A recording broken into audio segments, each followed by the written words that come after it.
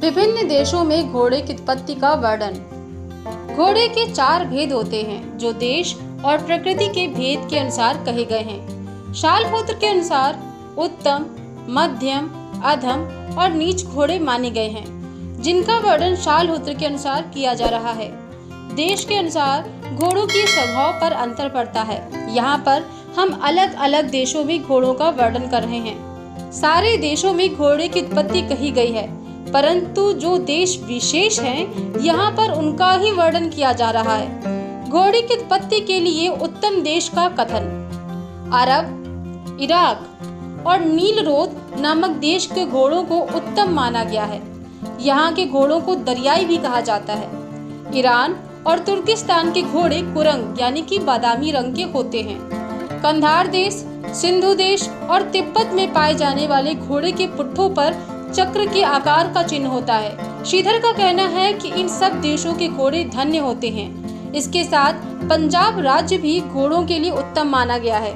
भारत में वह स्थान जहां जल अधिक होता है वह कच्छ भुज यानी कि काठियावाड़ प्रदेश है, जो कि घोड़ों की उत्पत्ति का प्रमुख स्थान है। यहाँ के घोड़ों का रंग बादामी होता है। इसके अलावा ये सुख देने वाले होते हैं। घोड़ों की उत्पत्ति के लिए मध्यम देशों का वर्णन। सतलुज नदी के किनारे वाले जंगलों में उत्पन्न हुए घोड़े विशाल होते हैं पर मध्यम माने जाते हैं। पूना और ग्वालियर में जन्मे घोड़े पौरुषहीन माने जाते हैं। कर्नाटक और गुजरात प्रांत के घोड़े बलशाली और वेगपूर्ण दौड़ने वाले होते हैं। कुरंग प्रदेश, जहां अक्सर बादामी रंग के घोड़े होते हैं, उस स्थान के घोड़े पुष्ट माने गए हैं, ऐसा शालहोत्र का मानना है। इस प्रदेश के घोड़े बिना थके बहुत दूर तक चल सकते हैं।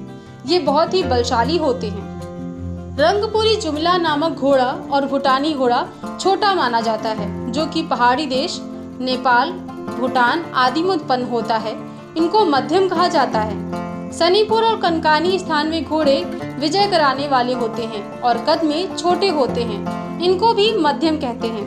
अधम घोड़ों की उत्पत्ति वाले देश का वर्णन। मारवाड़, खड़हर, रंगपुरी, जुमिला और भूटानी घोड़े बलहीन माने जाते हैं। इन स्थानों में उत्पन्न घोड़े अधम माने जाते हैं। निम्न कोटि के घोड़ों की उत्पत्ति वाले देशों का वर्णन। घोड़े सभी जगहों पर उत्पन्न होते हैं, पर जिन देशों का वर्णन यहाँ नहीं किया गया है वहाँ के घोड़ों को निम्न कोटि का माना गया है।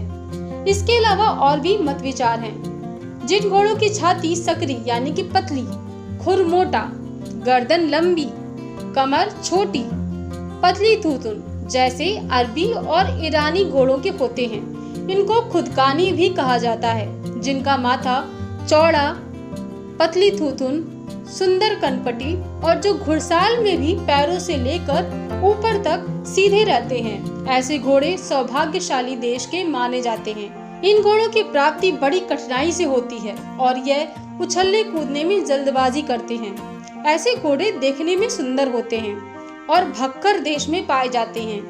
ठट्ठर, बक्खर और कंधार ये तीनों देशों के नाम हैं और जो काठियावाड़ का जंगल है, इन देशों के घोड़े खुर से हल्के तथा मोटे बाल वाले होते हैं और ये ना ही देखने में बहुत अच्छे होते हैं और ना ही बहुत बुरे।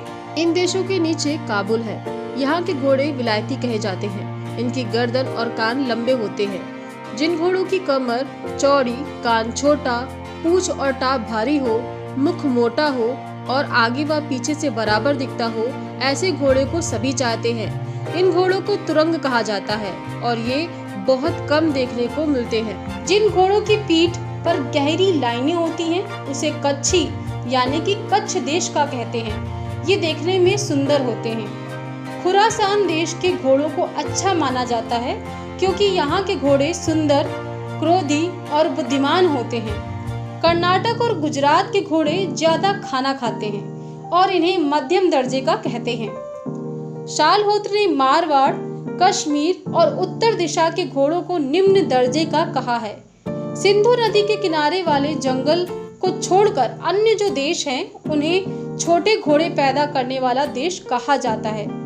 देश के आधार पर घोड़े की आयु गणना। काशी से पूर्व दिशा के घोड़े 10 साल, हरिद्वार के 20 साल और कहीं कहीं के घोड़े 30 और 40 साल तक के होते हैं। खुरासान, मुल्तान, ईरान, अरब और कच्छ देश के घोड़ों की उम्र लंबी होती है। इनको चंदन की भांति सुगंध वाला माना जाता है। इनकी पहचान मुख और दांतों से की जाती है।